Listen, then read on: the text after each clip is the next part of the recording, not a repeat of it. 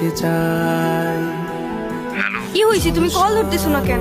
আমি স্টেশনে এসে দাঁড়ায় আছি, তুমি কই? আসলে একটা প্রবলেম হয়ে গেছে বুঝছো, বাসায় সব জানাইছি, বলতেছে যে মেয়ের বাপ মায়ের পরিচয়টাই নাই, সেই মেয়ের আমি ঘরে তুলতে পারবো।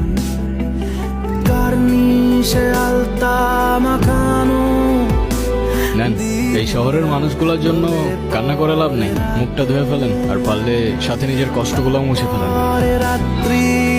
বলছিলাম না, আজকাল মানুষের 2 দিনে ভালোবাসা হয়, 3 দিনে পালাই গিয়ে 4 দিনে ডিভোর্স হয়ে যায়। আপনার তো তাও ভাগ্য ভালো, আগেই কাহিনী শেষ। আমার সাথে বারবার কেন এমন করে বলতে পারেন? আচ্ছা কি হয়েছে বলেন তো? মা বাবা হারানোর পর আমি আমার মামা বাড়িতেই বড় হই।